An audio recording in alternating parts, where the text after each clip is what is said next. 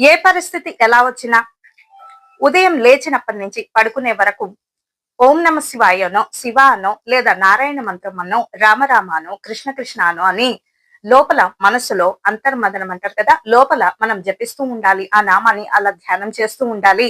అప్పుడు శత్రువులు కాదు కదా, ఎవ్వరు కూడా ఏమీ చేయలేరు. కారణం ఏంటో తెలుసా?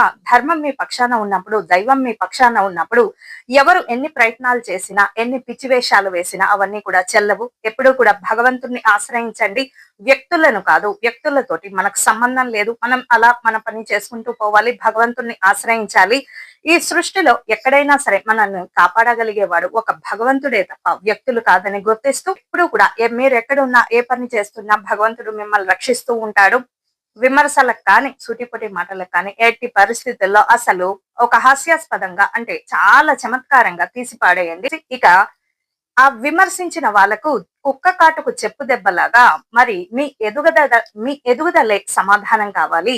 అదే మరి వారందరికీ కూడా సరైన సమాధానం చెప్పాలంటే మీరు ఇంకా ఇంకా ఎదగాలి. అప్పుడే వారికి సరైన గుణపాఠము బుద్ధి వస్తుంది.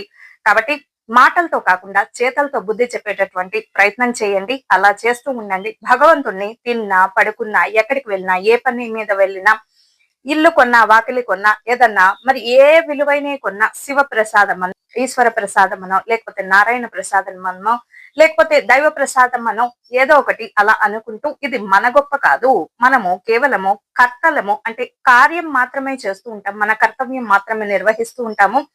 ఫలితాన్ని మీరు ఆశించకండి. ఈశ్వరార్పితం చేయండి. అలా అన్నిటికీ కూడా ఈశ్వర శివ శివ శివ అంటూ ఉంటే అలా శివమయం అవుతూ ఉంటుంది. మీకెక్కడ కూడా మీకు తిరిగేముండదు. ఎవరు కూడా మీ మీద దాడి చేసేటటువంటి ప్రయత్నం గాని, విమర్శించేటటువంటి ప్రయత్నం కూడా ఉండదు.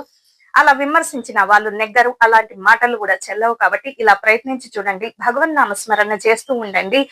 ఇక చాలా గొప్పవారిగా ఎదిగేటటువంటి అవకాశం ఉంటుందని తెలియజేస్తూ స్వస్తి.